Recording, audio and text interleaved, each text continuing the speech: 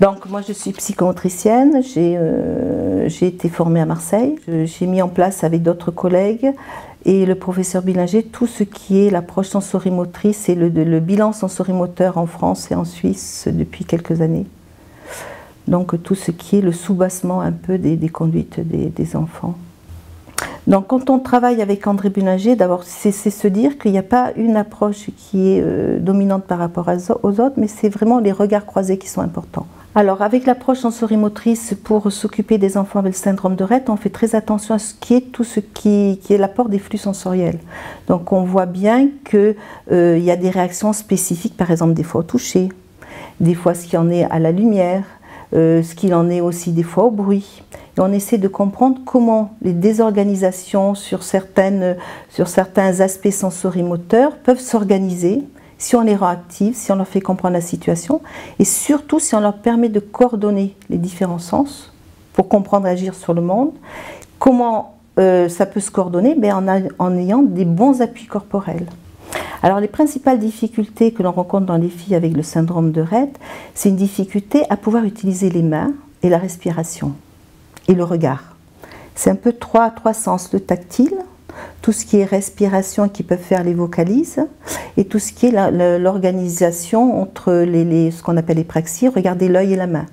Elles sont toujours avec ce qu'on appelle des stéréotypies, des conduites qu'elles ne peuvent pas s'empêcher de faire et qui sont vraiment quelque chose qui sont nécessaires pour elles.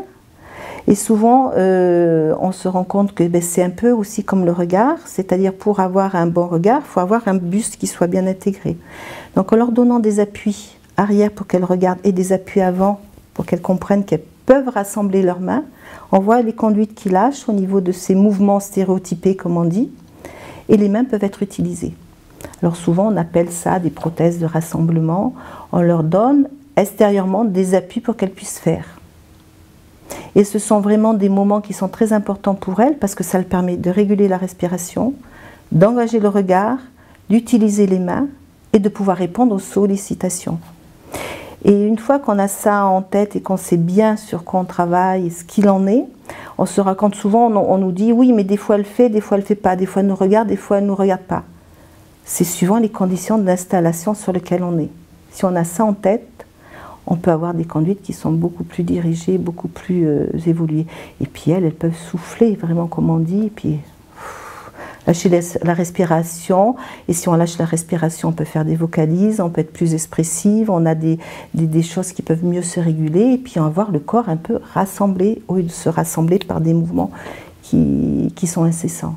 Là, une anecdote, une collègue qui me dit voilà, il y a une petite fille qui est raide, qui est en crèche. À chaque fois que je vais m'occuper d'elle et qu'on s'occupe d'elle, elle mord. Elle n'arrive pas à enlever ses mains de la bouche. Qu'est-ce qu'on peut faire? Et moi, j'ai proposé de lui donner les bons appuis corporels, déjà de ne pas se mettre face à elle, et de se mettre, de l'appuyer dos contre notre poitrine, de lui donner un appui avant pour qu'elle puisse lâcher les mains. Si elle mord, c'est qu'elle s'agrippe. Si on empêche quelqu'un de s'agripper parce qu'on va tomber, la première chose qu'elle fait, c'est qu'elle mord encore plus ou elle s'agrippe encore plus. Donc ça ne sert à rien de repousser les jambes, mais il faut plutôt les accueillir. Donc dans ce cas-là, comment on fait? Et donc on a discuté de diverses situations et puis elle a réfléchi, ils ont réfléchi aussi avec la crèche et puis elle lui a trouvé un joli petit truc, c'était un genre de peluche qu'ils ont mis en sac, ce qu'on appelle nous les sacs à ventre, c'est-à-dire sur l'avant du corps. Et c'est une petite fille qui du coup quand elle a ça, la respiration peut se lâcher, elle peut manipuler et les relations sont beaucoup plus simples.